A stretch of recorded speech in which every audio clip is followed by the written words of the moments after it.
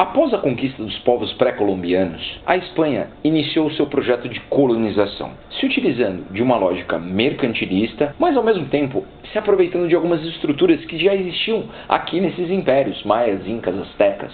Os espanhóis deram muita sorte por aqui. Eles encontraram grandes quantidades de metais preciosos e, em função disso, criaram um sistema de exploração extremamente rígido. O Pacto Colonial Espanhol foi, sem dúvida, um dos mais duros e cruéis da história da colonização da América. E a Espanha organizou a exploração da seguinte forma: toda a administração colonial era feita lá na Espanha, num prédio em Sevilha, um grande prédio, onde ficava o Conselho Real e Supremo das Índias. Esse conselho centralizava todas as decisões econômicas, políticas e sociais que eram tomadas em relação à América. No Conselho das Índias havia um departamento só para cuidar das questões fiscais e econômicas, para explorar até a última grama de ouro e prata que havia aqui na América Espanhola. Esse conselho era chamado de Casa de Contratação. E para evitar o contrabando, os desvios, qualquer tipo de irregularidade, eles criaram um sistema de porto único, onde alguns portos aqui da América poderiam, e apenas alguns portos, se comunicar com um único porto lá na Espanha. Já a administração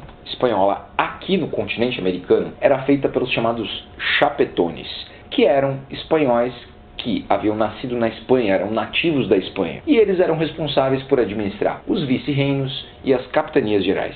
Dentro desses grandes centros administrativos, dessas grandes organizações administrativas chamadas de vice-reinos e capitanias gerais, haviam câmaras municipais, que os espanhóis chamavam de cabildos, e eram administradas pelos crioulos. Crioulos eram aqueles espanhóis que nasceram na América, mas eram descendentes de espanhóis, eram puro sangue, não haviam se misturado com os indígenas daqui. Agora, olhando exclusivamente para a questão econômica, as ilhas do Caribe, aquela região ali das Antilhas, ela seguiu um sistema de exploração econômica mais voltada para plantation, grandes plantações, latifúndios, monocultura, utilizando mão de obra escrava, com a exploração do tabaco, a exploração do açúcar, diferente do que a gente vai ver no continente. No continente, na América Espanhola continental, a questão principal vai ser como extrair da melhor forma possível o ouro e a prata, ou seja, a atividade principal era a mineração. E nesse ponto, os espanhóis eles vão se utilizar de sistemas que já existiam entre os impérios que estavam aqui na América, os incas, os astecas, já existia ali uma mão de obra organizada,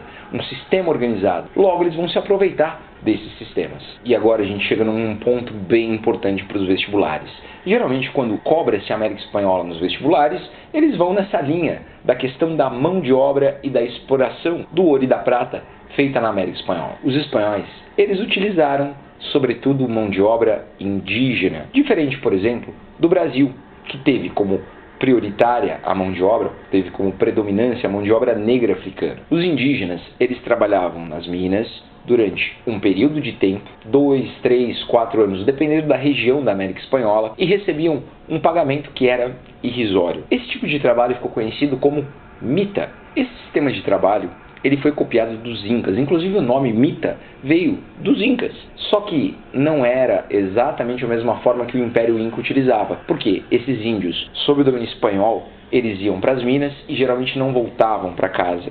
Muitas vezes morriam nas minas e recebiam salários muito menores, remunerações muito menores do que na época dos impérios pré-colombianos. Os espanhóis também criaram um sistema de trabalho complementar, que vai ser utilizado em algumas regiões da América Espanhola, chamado de encomienda, em que índios eram recrutados, eram encomendados por espanhóis, com uma permissão do governo, e eram utilizados para o trabalho por tempo indeterminado. Em troca, esses proprietários de minas, proprietários de terras, eles eram obrigados a catequizar esses índios. Ou seja, recebiam como remuneração Jesus no coração. Pessoal, de maneira geral, o tema colonização da América Espanhola, quando aparece em provas, vai se cobrar coisas como o pacto colonial rígido, vai se cobrar a questão do trabalho, a predominância da mão de obra indígena, as formas de trabalho, a mita, a encomenda. Então fiquem ligados. Você quer ver um exemplo? Dá uma olhada nessa questão que caiu na Unesp. No que concerne a mão de obra, a economia colonial hispano-americana baseou-se em variadas formas de trabalho compulsório. Cite e caracterize duas formas de trabalho compulsório presentes na América Hispânica colonial. Exatamente o que a gente falou agora há pouco, né, moçada? A questão da mão de obra. você viu que a Unesco cobrou. Você vai ter que trabalhar nessa questão a mita, a encomenda, os tipos de trabalho compulsório que existiam na América em relação aos indígenas. Mas também caberia colocar a mão de obra compulsória obrigatória dos negros africanos, uma forma de escravidão, diferente do sistema de mita e encomenda. Caberia também na questão